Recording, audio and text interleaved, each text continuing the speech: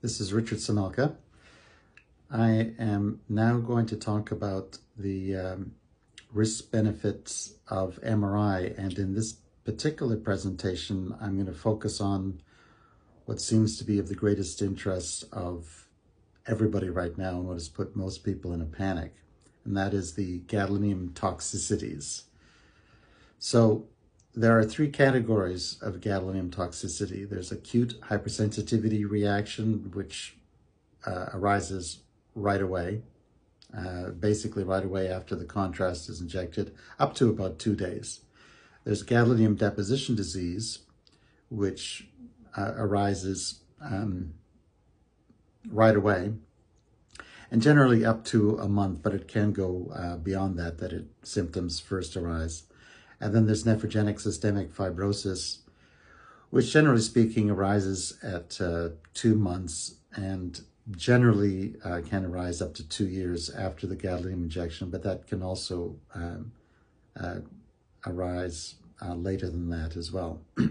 So I think the greatest interest right now, because at least is known about it, is gadolinium deposition disease. So I'll focus on that in this presentation, describing the risk benefit, just focused on this subject. Now, again, when we talk about risk benefit, if you don't know what the risks are, how can you talk about it? So if we accept, unfortunately, at this point in time, most radiologists don't really know at all about gadolinium deposition disease, then essentially all information they give you on risk-benefit analysis of gadolinium is flawed. If you don't know it, then it's basically a useless risk-benefit analysis. So that's why everyone should hear this presentation. I've written the most on this subject. I've studied the most on this subject. I've seen the most patients on this subject. Everyone should listen to what I'm going to say now. So I've written in various publications that approximately 1 in 10,000 people will develop gadolinium deposition disease following gadolinium injection. Principal symptoms are brain fog, intense bone pain, skin pain, often described as burning, muscle fasciculations, which are twitching of the muscles, but many other symptoms can develop. The most common of the additional symptoms are vision disturbance, ringing in the ears, cardiac arrhythmias, and GI abnormalities. And part of the general neurological thing is instability and imbalance is very common. But there's literally 100 different symptoms, which means, more than that. And a number of people dispute the entity because how can there be so many symptoms? Well, it turns out for basically all diseases, there's a whole bunch of symptoms if you pay attention to it, and certainly autoimmune diseases. So this is no different. So the critical thing is that these are new symptoms you didn't have before, suddenly you developed it afterwards. Perhaps the most distinctive is this burning skin pain that people, it's like your hands are on fire. And I didn't initially mention, but pins and needles sensation, which is, as it describes, is like feeling pins and needles in your fingers, and boring bone pain. Many people describe it as if, and ribs are quite distinctive. It's like somebody's taken a screwdriver and poked it in your rib. Now, brain fog is very common, but many things, as it turns out, can cause brain fog, but suddenly brain fog after an MR with gadolinium, I think even if you were in grade 3, new symptoms that develop, whatever they are, immediately after getting something, you have to think of the thing that you just got is the thing that caused your symptoms. It's not suddenly MS or something like that. So that's basically the symptoms. Now, I described 1 in 10,000 get individuals, all comers can get gadolinium deposition disease. But that's much like what I said about radiation. That may be everybody. But this is the first time I've said this, so this is the first time anybody's hearing this. But different people have different risks. So I have certainly published that white females are more likely to get it. So then if you're a white female, you're probably down to 1 in 5,000. Now, many people, white females who get GDD, have underlying allergies, sensitivities, and perhaps the most common of which is that sort of broad amorphous category of multiple chemical sensitivity syndrome, which is that you're sensitive to a whole bunch of different things.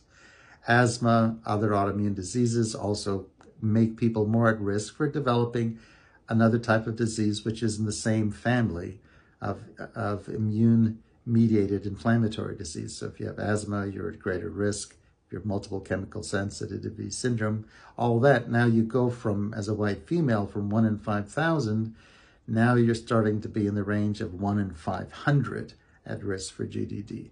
Then if you add on to that, getting a sudden event that knocks down your immune system. So that sudden event can be either like a sudden aggressive infection that you have, such as COVID, or even long haul from COVID vaccine, then that puts you in a higher category. Or high dose antibiotics, anything that knocks your immune system, off its feet. It's the philosophical observation that I like so much from Mike Tyson, that everyone has a plan until they get hit in the face. Well, immune system works fine for most things like managing gadolinium until it gets hit in the face. So high dose antibiotics immediately before getting a gadolinium injection, you're hitting your immune system in the face. Other things like intense physical activity immediately before or immediately after throws off your immune system.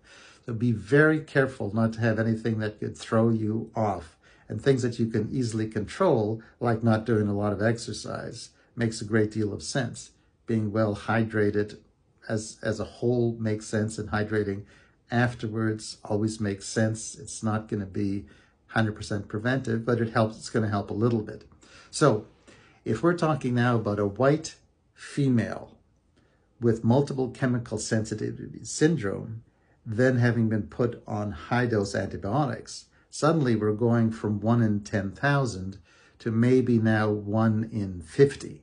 So now that's a situation where I think, well, wait a minute, maybe you should hold off on, getting that MR with gadolinium, maybe no gadolinium, just go with without gadolinium, and just wait till you're off antibiotics, and no intense physical activity before or after. You have to imagine that your immune system is already dealing with about 10 other different things that it's fighting with. It's dealing with herpes virus, keeping it contained. It's containing the varicella virus, probably a number of parasites like Lyme disease it's controlling. It also has to survey for cancers and deal with those.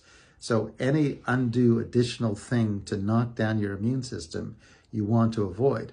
So for most people, then in that category, in the category of most people, the risk is very low.